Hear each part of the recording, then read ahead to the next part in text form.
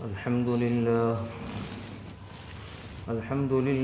نحمده ونستعينه ونستغفره ونؤمن به ونتوكل عليه ونعوذ بالله من شرور أنفسنا ومن سيئات أعمالنا من يهده الله فلا مضل له ومن يضلله فلا هادي له ونشهد أن لا إله إلا الله وحده لا شريك له ونشهد أن سيدنا وسندنا وحبيبنا وشفيعنا ومولانا محمدا عبده ورسوله وعلى آله وأصحابه أجمعين. أما بعد فأعوذ بالله من الشيطان الرجيم. بسم الله الرحمن الرحيم. إن عدة الشهور عند الله 12 شهرا في كتاب الله يوم خلق السماوات والأرض منها 4 حرم ذلك الدين القيم. صدق الله العظيم. قال النبي صلى الله عليه وسلم الرجب شهري والشعبان شهر الله والرمضان شهر أمتي أو كما قال عليه الصلاة والسلام.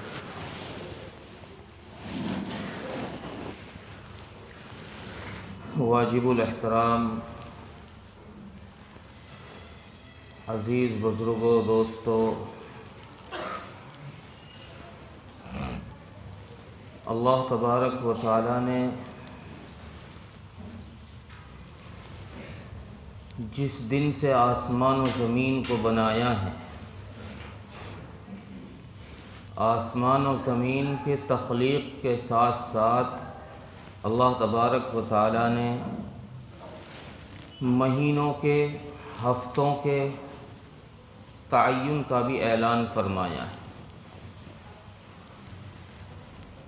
جب آسمان و زمین بنائے گئے اس کے ساتھ ساتھ ہی مہینوں کا انتخاب ہوا ہے کہ سال کے 12 مہینے ہوں گے، اتنے دن کا ایک ہفتہ ہوگا،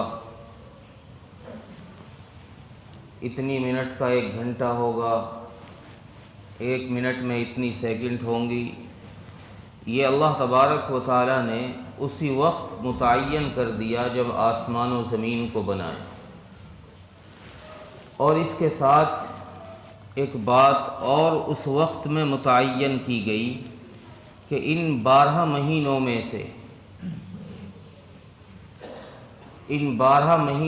سے اللہ تبارک و تعالی نے 4 مہینوں کو اشہر حرم کہا ہے، حرمت والے مہینے، عزت والے مہینے، بزرگی والے مہینے، اکرام والے مہینے۔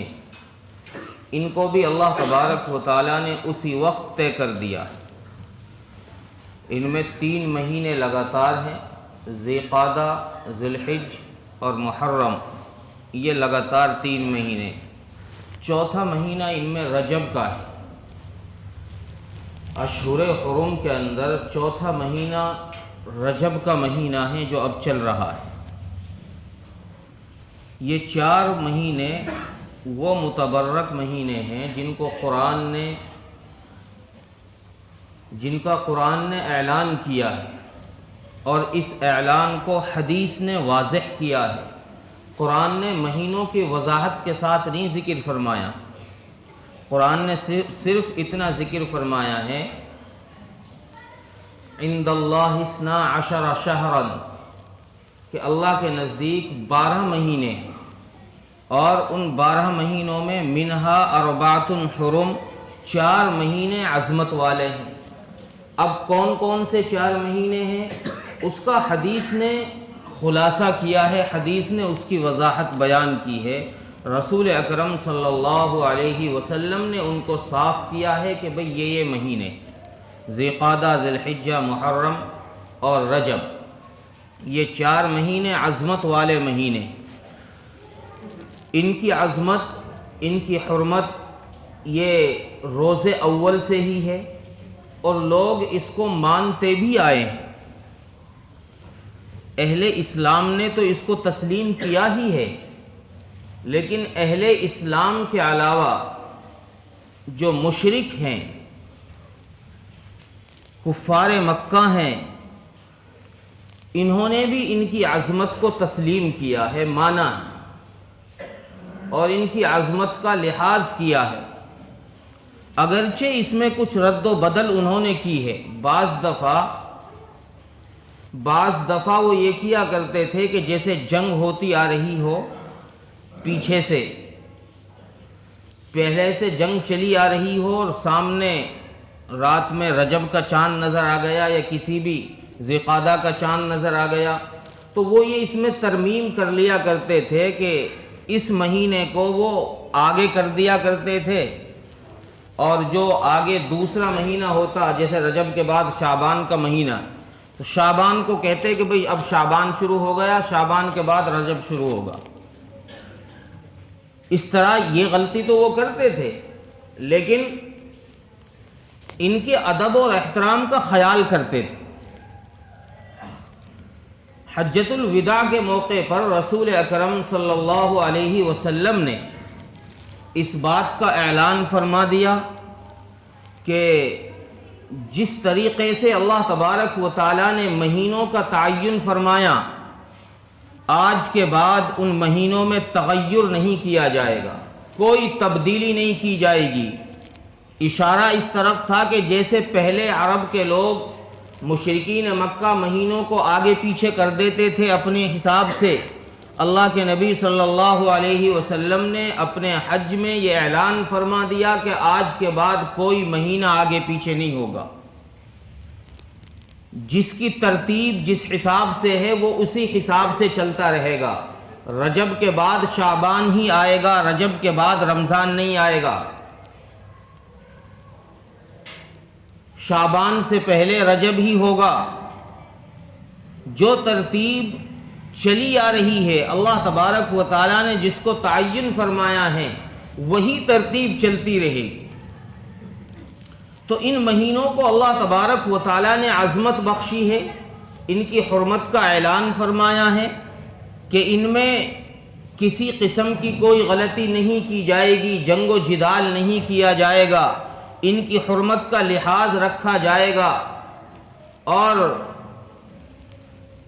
ان میں کسی قسم کا جدال، کسی قسم کا جہاد نہیں کیا جائے گا، حتیٰ کہ اسلام نے آ کر اس بات کو اور مضبوط کر دیا اور کنفرم کر دیا کہ اسلام نے، رسول اکرم صلی اللہ علیہ وسلم نے آ کر یہ ثابت کر دیا کہ دیکھو اسلام نے بھی ان مہینوں کے اندر جہاد کو روک دیا ہے، حالانکہ اسلام نے جس جہاد کا اعلان فرمایا ہے، جس جہاد کی اجازت دی ہے، وہ شرعاً جائز جہاد ہے، ناجائز نہیں ہے، شرعاً جائز جہاد ہے، ناجائز نہیں ہے کہ کسی پر تم جا کر اچانک سے حملہ کر دو، یا کسی کو پکڑ کر اکیلے میں موب لنچنگ کر دو، یا کہیں پر تم جا کر بم فٹ کر دو اور اپنے بیڈ روم میں آ کر بٹن دباؤ اور وہاں خاتمہ کر دو، یا تم کہیں پر میزائل داغ کر معصوم لوگوں کی، بزرگوں کی، عورتوں کی ہتیائیں کر دو، ان کو شہید کر دو۔ اس طرح کا جہاد اسلام اس کی اجازت نہیں دیتا۔ اسلام نے جس جہاد کی اجازت دی ہے، اسلام یہ کہتا ہے کہ اگر تم کہیں پر جا رہے ہو، وہاں اگر کوئی غیر رہتے ہیں، اللہ کو ماننے والے لوگ نہیں رہتے، تو سب سے پہلے اسلام کہتا ہے کہ جہاد مقصود نہیں ہے، جہاد اصل نہیں ہے، اصل میں ہے یہ کہ وہ اس اللہ کو ماننے لگ جائیں جس اللہ کی دھرتی پر رہ رہے ہیں۔ اس لیے اسلام نے کہا کہ پہلے جا کر ان کو اسلام کی دعوت دو، ان سے یہ بات کہو کہ بھائی جس دھرتی پر تم رہ رہے ہو، اس دھرتی کے بنانے والے خالق کو تسلیم کرو، اس دھرتی کے بنانے والے مالک کو مانو۔ اگر وہ اس بات کو تسلیم نہیں کرتے، پھر بھی شریعت یہ نہیں کہتی کہ اب ان کو مارنا شروع کرو، نہیں، شریعت پھر بھی یہ کہتی ہے کہ ان سے اگلی بات یہ کہو کہ بھئی چلو تم بات نہیں مانتے تو ایسا کرو، تم اس دھرتی پر چاہے جہاں رہو لیکن تمہیں ٹیکس دینا پڑے گا. تم اس خالق کو نہیں مانتے جس نے اس کو بنایا ہے، تو اس کی زمین کا تم استعمال کر رہے ہو تو تمہیں اس زمین کا گویا ٹیکس کرایہ دینا پڑے گا رہنے کے لیے. اگر وہ اس بات کو بھی نہیں مانتے تو اب تیسرے نمبر پر اسلام کہتا ہے کہ اب ان سے جہاد کا اعلان کرو. اب بھی یہ نہیں کہتا کہ تم جاؤ چھپکے سے ان کی بستی پر حملہ کر دو، نہیں، ان کو پہلے کہنا پڑے گا کہ بھئی اب مقابلے کے لیے تیار ہو جاؤ، اب جہاد کے لیے تیار ہو. پھر آمنے سامنے صفیں لگیں، اور پھر جہاد کا طریقہ یہ ہے کہ پہلے 2 لوگ جائیں لڑنے کے لیے، 2 ادھر سے آئیں، 2 ادھر سے، پھر 3 ادھر سے، پھر 3 ادھر سے، پھر باقی لوگ جائیں گے اس کے بعد میں. یہ ایک سلسلہ، ایک طریقہ ہے جہاد کرنے کا. تو اسلام نے اس جہاد کو بھی ان ماہ مبارک کے اندر روک دیا ہے کہ اگر اسلام کا جہاد ہو رہا ہو اور یہ مہینہ داخل ہو جائے تو ان کا ادب اور احترام کر کر اس جہاد کو وہی روک دیا جائے.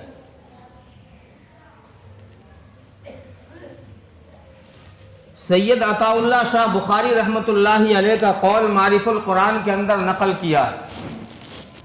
فرماتے ہیں کہ اللہ نے 2 حکم دیے ہیں ان مہینوں کے متعلق. ایک تو ان کی حرمت کا خیال کیا جائے، ان کی حرمت کا لحاظ رکھا جائے. حرمت کا لحاظ کیا ہے کہ ان ماہ مبارک کے اندر اپنے آپ کو انسان گناہوں سے روکے. ان ماہ مبارک کے اندر انسان اپنے آپ کو برائیوں سے روکے. جن برائیوں میں وہ پچھلے مہینوں میں مبتلا تھا، ان مہینوں میں ان کی حرمت کا خیال کرتے ہوئے، ان کی نسبت کا خیال کرتے ہوئے ان مہینوں میں وہ گناہوں سے رکے، اللہ سے معافی مانگے. اور دوسرا حکم یہ ہے کہ ان ماہ مبارک کے اندر قتل و قتال، لڑائی جھگڑا نہ کیا جائے. چونکہ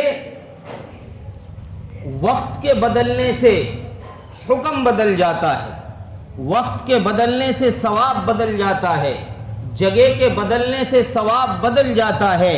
آپ اس کو سمجھنے کے لیے یوں سمجھیے، ایک نماز آدمی اپنے گھر میں پڑھے، ایک نماز آدمی اپنے گھر میں پڑھے، ایک نماز کا ثواب ہے. اسی نماز کو آدمی محلے کی مسجد میں آ کر پڑھے، 25 سے 27 نمازوں کا ثواب ہے. اسی نماز کو آدمی جامع مسجد میں جا کر پڑھے، 50 نمازوں کا ثواب ہے. اسی نماز کو آدمی مسجد اقصی یا مسجد نبوی میں پڑھے، 50,000 یا 25,000 نمازوں کا ثواب ہے. اور اسی نماز کو اگر حرم میں جا کر پڑھے خانہ کعبہ میں تو 1,00,000 نمازوں کا ثواب. نماز وہی ہے، جگہ بدل رہی ہے، ثواب بدل رہا. جگہ کے بدلنے کی وجہ سے ثواب بدل جاتا ہے. آدمی کوئی عمل کسی جگہ کرے گا تو اس کا ثواب اس جگہ کچھ اور ہوگا، اور وہی عمل دوسری جگہ جا کر کرے گا اس کا ثواب کچھ اور ہو. ایک عمل آدمی دوسرے مہینوں میں کرے، ایک نماز دوسرے مہینوں میں پڑھے، اس کا ثواب الگ ہوگا، اور ایک نماز آدمی ماہ رجب میں یا ان 4 مہینوں میں سے کسی مہینے میں پڑھے اس کا ثواب اور ہو. وقت بدل رہا ہے، ثواب بدل رہا ہے. دن میں آپ اشراق کی اور اوابین کی، اشراق کی اور چاشت کی نمازیں پڑھیں یا اور نوافل پڑھیں، ان نمازوں کا، ان نوافل کا، اشراق اور چاشت کا ثواب وہ نہیں ہو سکتا جو تہجد کے وقت نوافل کا ثواب ملے. تہجد کی نماز کا ثواب الگ ہے، حالانکہ نفل نماز ہے. جیسے دن کی نفل نماز ویسی رات کی نفل نماز، لیکن وقت بدل رہا ہے، مقام اور ثواب بھی بدل رہا. تہجد کی نماز کے متعلق تو حدیث میں یہ آیا کہ افضل الصلاۃ بعد صلوات الفریضہ، کہ تہجد کی نماز فرض نمازوں کے بعد سب سے افضل نماز. رات کی نماز فرض نمازوں کے بعد سب نمازوں میں سب سے افضل نماز تہجد کی نماز. تو وقت بدل رہا ہے، لیکن ثواب بدل رہا ہے. ایسا نہیں ہے کہ ثواب ایک ہی ہے. اس لیے ابن کثیر رحمت اللہ علیہ فرماتے ہیں کہ ان ماہ مبارک کے اندر جیسے نیکیاں کرنے سے ثواب بڑھ جاتا ہے، آدمی رجب کے مہینے میں نماز پڑھے گا ثواب زیادہ ملے گا، اور رجب کے مہینے میں روزہ رکھے گا. اگر عقیدہ صحیح ہوگا، کسی خاص عقیدے کے ساتھ نہیں، یہ بات اور میں کلیئر کر دوں، رجب کے مہینے میں کوئی متعین قسم کے روزے نہیں ہیں، جیسے یوم عاشورہ کا روزہ ہے، اس طریقے کا متعین روزہ رجب میں نہیں ہے. اگر کوئی یہ عقیدہ رکھ کے روزہ رکھے کہ نہیں رجب کے روزے متعین روزے ہیں، ان کی خاص فضیلت ہے، خاص ثواب ہے، اس طریقے سے اس نیت کے ساتھ اگر روزہ رکھے گا تو اس روزے پر وہ ثواب نہیں ملے گا، کیونکہ اس کی نیت کے اندر گڑبڑ ہے. رسول اکرم صلی اللہ علیہ وسلم نے رجب میں اگر روزے رکھے ہیں، آپ سے روزے رکھنے ثابت ہیں، تو وہ اس نیت سے آپ نے روزے نہیں رکھے کہ اس ماہ مبارک کی فضیلت ہے، روزے کا ثواب زیادہ ملے گا، بلکہ آپ نے اس نیت سے رکھے ہیں کہ رمضان کے پریکٹس ہو جائے گی، رمضان کے لیے تیاری کے لیے روزے رکھیں، تاکہ ایک دم سے رمضان آئے گا، رمضان کے روزے رکھیں گے تو کہیں صحت خراب نہ ہو جائے، طبیعت خراب نہ ہو جائے، اس لیے پہلے سے پریکٹیکل روزے ہیں یہ. ہاں ان مہینوں کو کچھ فضیلت حاصل ہے، یہ حرمت والے مہینے ہیں، اس لیے کچھ ثواب زیادہ ضرور ملے گا. باقی مہینوں کے روزے رکھنے سے ان ماہ مبارک میں اگر کوئی روزہ رکھے گا حرمت والے مہینوں میں تو ثواب ضرور زیادہ ملے گا، لیکن نیت صحیح ہونی چاہیے کہ رمضان کی تیاری کی نیت سے روزے رکھ لے. تو ابن کثیر رحمت اللہ علیہ نے حضرت ابن عباس اور حضرت قتادہ رحمت اللہ علیہ کا قول نقل کرتے ہوئے فرماتے ہیں کہ جیسے ان ماہ مبارک کے اندر جو 4 حرمت والے مہینے ہیں، جیسے ان میں عبادت کا ثواب رب نے زیادہ رکھا ہے، ان ماہ مبارک کے اندر گناہ کا وبال بھی رب نے زیادہ رکھا. عام دنوں میں تم کوئی گناہ کرو گے، اتنا گناہ نہیں ہوگا جتنا رجب کے مہینے میں یا ذی قعدہ ذی الحجہ محرم کے مہینے میں کرنے سے ملے گا. تو ان میں گناہ کی بھی اہمیت بڑھ جاتی ہے، جیسے جگہ کے بدلنے سے گناہ کی اہمیت بڑھ جاتی ہے، گناہ کا وبال بڑھ جاتا ہے. آپ ایک گناہ یہاں کرو، اس مسجد میں کرو، ایک گناہ اسی گناہ کو آپ حرم میں جا کر کرو، دونوں کے گناہ میں بہت بڑا انتر فرق آ جاتا ہے. جیسے مثال کے طور پر پیچھے لاک ڈاؤن گزرا، لاک ڈاؤن میں باہر نکلنا، گناہ کرنا، یہ گناہ کرنے کے برابر تھا. گھر سے باہر نکلنا گناہ کرنے کے برابر تھا، اور خصوصاً اس وقت میں جہاں ریڈ زون ہو ان جگہوں میں، اور بغیر ماسک کے نکلنا یہ اور بڑا گناہ تھا، حالانکہ وقت وہی تھا. لیکن آدمی جب اس حکم کے خلاف کر رہا ہے تو پھر گناہ میں اضافہ ہو رہا. تو ایسے ہی ان ماہ مبارک کے اندر اللہ تبارک و تعالیٰ نے ان کی حرمت کو بیان کرنے کے بعد ان کا مقام بتا دیا کہ ان کا مقام عام دنوں سے، عام مہینوں سے اعلیٰ ہے، افضل ہے. اس لیے حضرت قتادہ رحمت اللہ علیہ کا قول بھی یہی نقل کیا ہے، حضرت ابن عباس کا قول بھی یہی نقل کیا ہے کہ ان ماہ مبارک کے اندر اگر گناہ کیا جائے گا تو اس کا وبال بھی زیادہ ہوگا. ان مہینوں میں کرنا کیا ہے ایک چیز، دوسری چیز نہ کرنے والے کام کیا ہیں. علماء فرماتے ہیں کہ نہ کرنے والے کام تو یہ ہیں کہ آدمی گناہوں سے بچنے کی کوشش کرے. عام دنوں میں، عام مہینوں میں انسان جن گناہوں میں مبتلا تھا، ان مہینوں کے اندر آ کر اللہ سے ان گناہوں سے توبہ کر لے، اللہ سے معافی مانگ لے، اللہ سے ڈر جائے کہ اب یہ حرمت والے مہینے چل رہے ہیں، ان مہینوں کا احترام مشرک بھی کرتے تھے، میں تو اہل اسلام میں سے ہوں، میں تو مسلمان ہوں، اللہ کو ماننے والا ہوں، میں تو آخری نبی کا امتی ہوں، اس نیت سے آدمی رک جائے کہ یہ اللہ کی طرف ان کی نسبت جڑی ہوئی ہے، ان مہینوں کی نسبت اللہ سے جڑی ہوئی ہے، چونکہ نسبت جب کسی چیز کی جڑ جاتی ہے اس کا مقام بڑھ جاتا ہے۔ مثال کے طور پر آدمی ایک تھان سے اپنے لیے کرتا پاجامہ سلوا لے، اسی تھان کے کپڑے سے آدمی قرآن کے لیے جزدان سلوا لے، اور کرتا پاجامہ بھی دھو کر سکھا دے، رسی پر ڈال دے، اور جزدان کو بھی دھو کر ڈال دے۔ کرتا پاجامہ جب گر جائے گا ہوا کے جھونکے سے، ہوا کی وجہ سے، تو اس کو اٹھا کر کے کوئی نہیں چومتا۔ دیکھا کوئی چومتا ہوا کہ کوئی آنکھوں کے لگا رہا ہو یا چوم رہا ہو؟ لیکن اسی کپڑے سے بنا ہوا قرآن کا جزدان اگر نیچے گر جائے گا تو اس کو ادب کی وجہ سے اٹھا کر چومیں گے، آنکھ کے لگائیں گے، چونکہ اس کی نسبت ادھر جڑ گئی قرآن کے ساتھ۔ کپڑا وہی ہے جس کو آپ نے بدن میں پہن رکھا ہے، ایک کپڑا ہے، دونوں سیم کپڑا ہیں، لیکن نسبت کے بدلنے کی وجہ سے مقام بدل گیا۔ تو ان ماہ مبارک کا ان کی نسبت اللہ سے جڑی ہوئی ہے کہ اللہ نے ان کو محترم بنایا ہے۔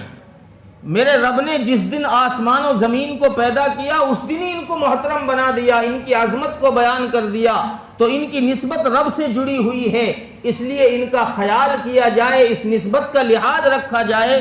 اس لیے فرماتے ہیں کہ ان میں گناہوں کی کمی ہونی چاہیے۔ اگر بندہ ان مہینوں میں آ کر گناہ سے نہیں بچ رہا، جیسے پہلے گناہوں میں مبتلا تھا ویسے ہی اب بھی گناہوں میں مبتلا ہے، تو یہ انسان اس کی طرح ہے جو شخص حکومت کا باغی ہو اور جس کے لیے حکومت بغاوت کا اعلان کر دے کہ بھئی یہ ہمارا مجرم ہے، جو اس کو لائے گا پکڑے گا، یہ ہم اس کو سزا دیں گے اور اس پکڑنے والے کو انعام دیں گے۔ یہ شخص بھی جو عام مہینوں میں جیسے گناہ کر رہا تھا، ان حرمت والے مہینوں میں بھی ویسے ہی گناہ کرے تو یہ شخص بھی اللہ کا مجرم، اور یہ شخص ان کا بھی مجرم ہے۔ ایک تفسیر کی کتاب ہے، اس کے اندر لکھا ہے کہ ان 4 مہینوں کی عظمت پر پوری دنیا کے علماء کا اتفاق ہے، خواہ کسی مسلک کا ہو، کوئی سنی ہو، شیعہ ہو، اہل حدیث ہو، کسی بھی مسلک کا ہو کوئی، سب علماء کا اس بات پر اجماع ہے کہ یہ 4 مہینے محترم ہیں۔ تو وہ شخص جو ان مہینوں کا احترام نہیں کرتا وہ ان دنیا بھر کے علماء کا بھی مجرم، ان کا بھی باغی ہے۔ تو اس لیے نہ کرنے والے کام یہ ہیں کہ اس مہینے کے اندر گناہوں سے توبہ کی جائے، اور کرنے والے کام یہ ہیں کہ اس مہینے میں عبادتوں کے اندر اضافہ کیا جائے، چونکہ رسول اکرم صلی اللہ علیہ وسلم نے ارشاد فرمایا ایک حدیث میں، اللہم بارک لنا فی رجب و شعبان وبلغنا رمضان، کہ اللہ ہمارے رجب اور شعبان میں ایسی برکت دے دے کہ ہمیں رمضان تک پہنچا دے، تاکہ ہمیں رمضان نصیب ہو جائے۔ یہ اللہ کے نبی صلی اللہ علیہ وسلم دعا فرمایا کرتے تھے رجب میں آ کر کہ اللہ جب تو نے ہمیں رجب تک کی زندگی دے دی تو ہماری زندگی میں اور برکت دے دے تاکہ ہم رمضان تک پہنچ جائے، ہمیں رمضان نصیب ہو جائے۔ یہ اللہ کے نبی کی دعا۔ یہ دعا کیوں کی جا رہی ہے؟ یہ اس لیے کی جا رہی ہے کہ آگے اور زیادہ عبادت کرنے والا مہینہ آ رہا ہے، اور ایک حدیث میں ہے کہ رسول اکرم صلی اللہ علیہ وسلم ماہ رجب سے رمضان کی تیاری کے لیے عبادت میں اضافہ کر دیا کرتے، نوافل کی کثرت بڑھاتے تھے۔ صحابہ اکرام قرآن کی تلاوت میں، نوافل میں، صدقہ خیرات میں اضافہ شروع کر دیتے تھے رمضان کی تیاری کی وجہ سے۔ تو اس لیے ہم کو بھی چاہیے کہ اس ماہ مبارک کا ادب و احترام کرتے ہوئے اپنی نوافل کو بڑھائیں، 2 4 رکعت زیادہ پڑھیں، قرآن کا 1 2 رکوع زیادہ پڑھنا شروع کر دیں، تاکہ رمضان کے لیے تیاری ہماری بھی ہو جائے۔ اسی کا نام رمضان کی تیاری ہے۔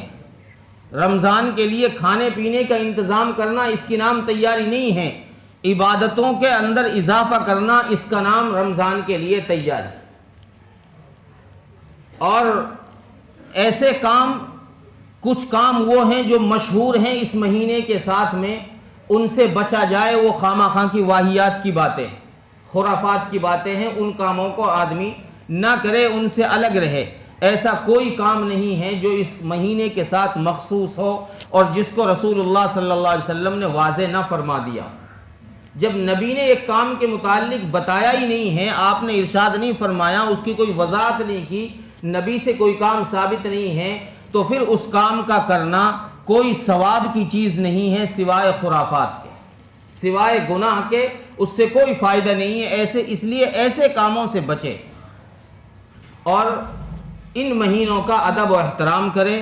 اللہ تبارک و تعالی ہم سب کو ادب و احترام کرنے کی، اور اللہ تبارک و تعالی ہمیں زیادہ سے زیادہ ان مہینوں میں عبادت کرنے کی توفیق عطا فرمائے۔ وآخر دعوانا الحمدللہ رب العالمین۔